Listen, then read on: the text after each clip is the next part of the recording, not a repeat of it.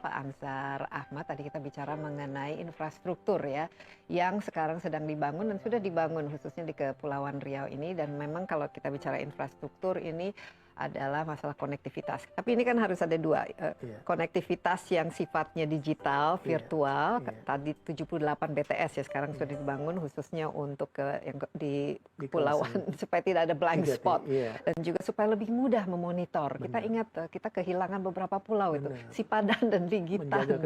Karena menjaga kedaulatan susah sekali, apalagi kalau lebih dekat ke negara tetangga ya, mereka bisa datang saja taruh ini benderanya atau paling tidak para wisatawannya datang ke sana, nanti kita kehilangan tiba-tiba. Kedua adalah infrastrukturnya. Ini kita lihat di sini ya, jembatan tentu saja sangat penting.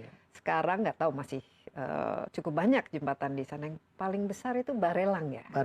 Barelang ini terdiri dari beberapa jembatan yang menjadi jembatan. Menghubungkan beberapa pulau. Ya, tapi ternyata Pak Ansar masih ambisi punya jembatan yang lebih panjang lagi. Berapa kilometer? 14,6 kilometer dengan biaya lebih dari 13 triliun, jadi 1 triliun per meter. Iya, kira-kira gitu. Bagaimana ini ceritanya? Apa kira-kira yang kita akan dapatkan dengan adanya jembatan pertama, seperti jembatan ini? Batam Bintan ini sangat kita butuhkan karena di dua wilayah ini ada 4 pusat pemerintahan yang aktivitas kegiatan pembangunan dan administrasi pemerintahannya sangat padat. Seperti di Batam ada Pemko Batam, ada Badan Pengusahaan Kawasan Batam. Di Pulau Bintannya ada Kabupaten Bintan, ada Badan Pengusahaan FTZ Bintan. Di Tanjung Pinang ada pemerintah Kota Tanjung Pinang dan Badan Pengusahaan Kawasan Kota Tanjung Pinang dan Ibu Kota Provinsi di Bintan. Jadi jantungnya lah ada di dua pulau itu. Jantungnya. Yang kedua, jembatan ini tentu memperbesar indeks kemudahan investasi bagi para pelaku investasi. Nah, ketika jembatan ini akan dibangun, saya kemarin pernah Zoom dengan beberapa investor dari Kolombia, mereka saja sudah mendengarkan ini, begitu semangat. Dan gitu. tertarik?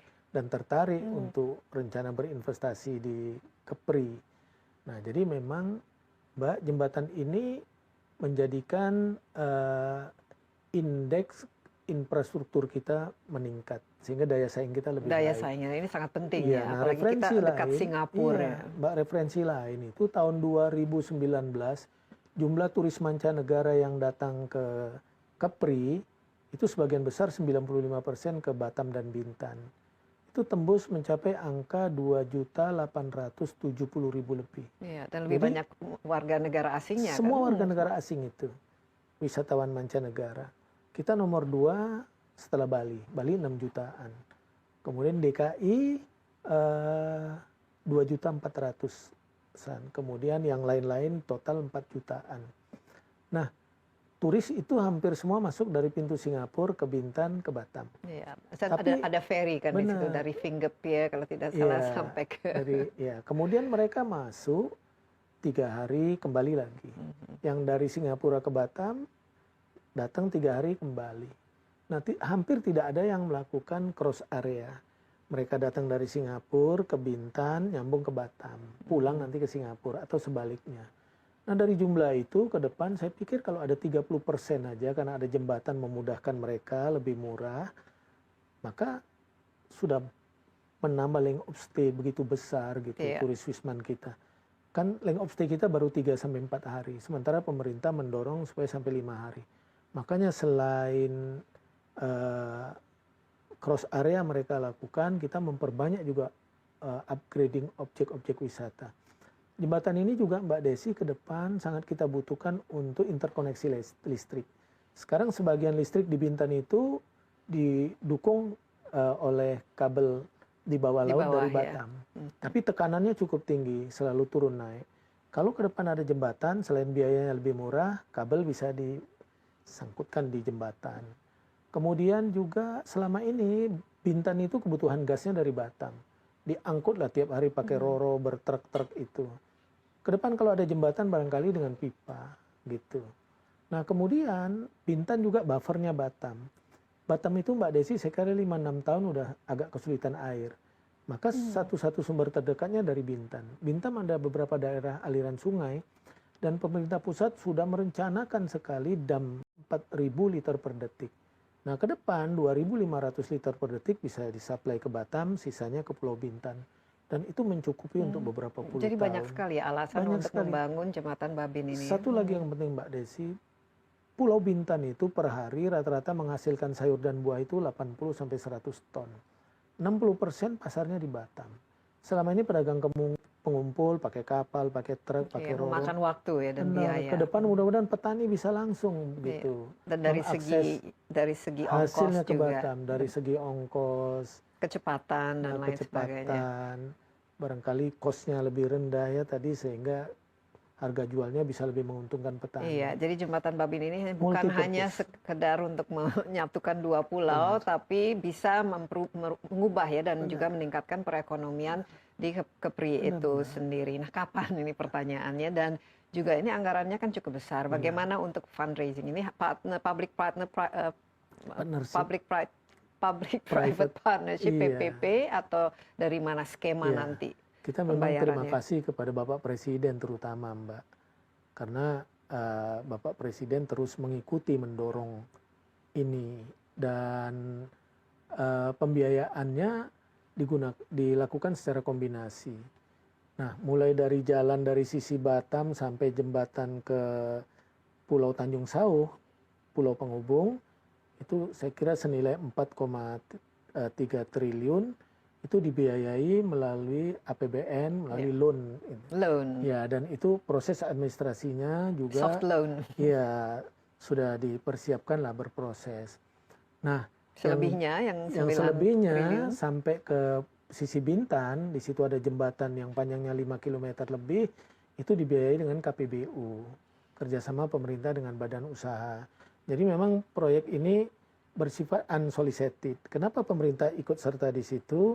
Untuk mempercepat return-nya gitu. Kalau orang berinvestasi gitu kan visibility study-nya mesti visible. ROI-nya harus bagus betul, lah. IRR-nya itu. Tapi dari asing bagaimana? Tadi Pak Ansar menyebutkan ada beberapa negara asing yang juga mungkin tertarik ya untuk berinvestasi di sini. Kemarin sudah dilakukan public contest, saya kira tak kurang ada 20 itu dari berbagai negara mempelajari dokumen-dokumen ini.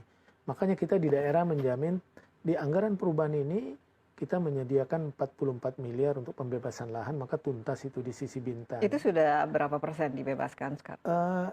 Itu sudah kita anggarkan, kemudian sudah kita tetapkan penetapan lokasinya, PENLOK namanya karena ini proyek strategis nasional. Dan bulan Oktober ini kita bebaskan sampai Desember. Oke, jadi kalau peletakan batu pertamanya targetnya kapan Pak Ansar? Ya mudah-mudahan di tahun 2022, karena kalau memang ini lancar ya mudah-mudahan April 2022 sudah bisa dimulai. Dan memerlukan waktu berapa lama? Dan memerlukan ya saya kira mudah-mudahan September 2024 bisa selesai. Jadi dalam dan Pak 2 Presiden tahun, pun bisa meresmikan itu. Ini kan akan kita harapkan menjadi ikon ya, jembatan yang ikonik. Benar. Misalnya kalau di San Francisco itu ada Golden Bridge. Dan supaya tidak tidak roboh dan pembangunannya juga betul-betul kokoh, desainnya juga bagus. Siapa yang akan mengerjakan ini Pak Ansar? Sudah ada sudah di tender. Ya, kalau tidak salah KPBU-nya desainnya nanti detail engineering-nya selain kita juga investor itu mungkin. Tapi sudah ada desainnya kan? Desainnya sedang proses DED-nya ini. Kita juga menganggarkan itu termasuk survei soil investigation kedalaman itu.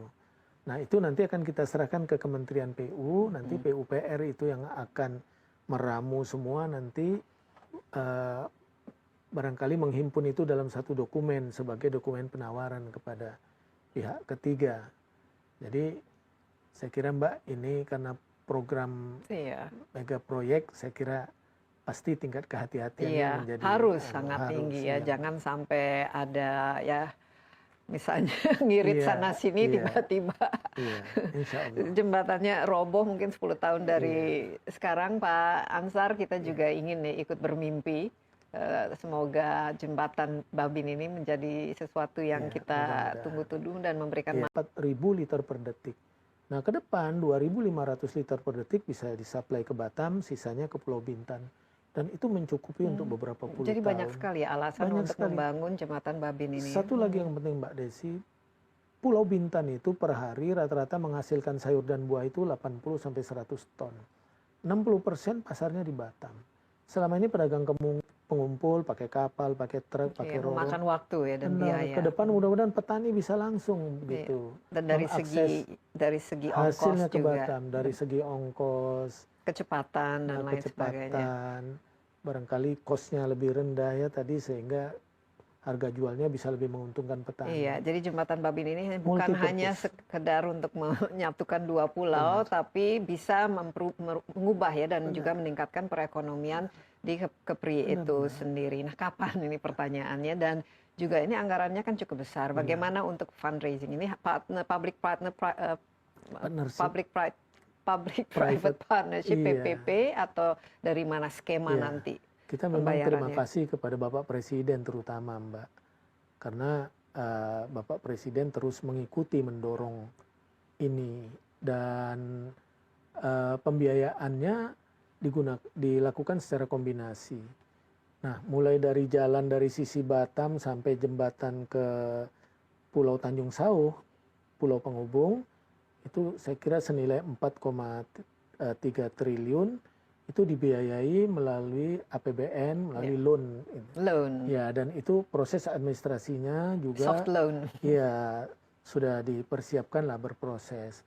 Nah, selebihnya yang selebihnya sampai ke sisi Bintan, di situ ada jembatan yang panjangnya 5 km lebih, itu dibiayai dengan KPBU, kerjasama pemerintah dengan badan usaha. Jadi memang proyek ini bersifat unsolicited. Kenapa pemerintah ikut serta di situ? Untuk mempercepat return-nya gitu. Kalau orang berinvestasi gitu kan visibility study-nya mesti visible. ROI-nya gitu. harus bagus lah. IRR-nya itu. Tapi dari asing bagaimana? Tadi Pak Ansar menyebutkan ada beberapa negara asing yang juga mungkin tertarik ya untuk berinvestasi di sini. Kemarin sudah dilakukan public contest, saya kira tak kurang ada 20 itu dari berbagai negara, mempelajari lah begitu ya, mempelajari dokumen-dokumen ini. Makanya kita di daerah menjamin di anggaran perubahan ini kita menyediakan 44 miliar untuk pembebasan lahan, maka tuntas itu di sisi Bintan. Itu sudah berapa persen dibebaskan sekarang? Itu sudah kita anggarkan, kemudian sudah kita tetapkan penetapan lokasinya, PENLOK namanya, karena ini proyek strategis nasional. Dan bulan Oktober ini kita bebaskan sampai Desember. Oke, jadi kalau peletakan batu pertamanya targetnya kapan Pak Ansar? Ya mudah-mudahan di tahun 2022, karena kalau memang ini lancar ya mudah-mudahan April 2022 sudah bisa dimulai. Dan memerlukan waktu berapa lama? Dan memerlukan ya saya kira mudah-mudahan September 2024 bisa selesai. Jadi dalam dan Pak Presiden pun bisa meresmikan itu. Gitu, ini kan akan kita harapkan menjadi ikon ya, jembatan yang ikonik. Misalnya kalau di San Francisco itu ada Golden Bridge. Dan supaya tidak tidak roboh dan pembangunannya juga betul-betul kokoh, desainnya juga bagus. Siapa yang akan mengerjakan ini Pak Ansar? Sudah ada sudah di tender. Ya, kalau tidak salah KPBU-nya desainnya nanti detail engineering-nya selain kita juga investor itu mungkin. Tapi sudah ada desainnya kan? Desainnya sedang proses DED-nya ini. Kita juga menganggarkan itu termasuk survei soil investigation kedalaman itu. Nah itu nanti akan kita serahkan ke Kementerian PU, nanti PUPR itu yang akan meramu semua nanti barangkali menghimpun itu dalam satu dokumen sebagai dokumen penawaran kepada pihak ketiga. Jadi saya kira Mbak ini karena program mega proyek, saya kira pasti tingkat kehati-hatiannya menjadi harus sangat tinggi ya. Jangan sampai ada misalnya ngirit sana sini tiba-tiba jembatannya roboh mungkin 10 tahun dari sekarang. Pak Ansar, kita juga ingin ikut bermimpi. Semoga jembatan Babin ini menjadi sesuatu yang kita tunggu-tunggu dan memberikan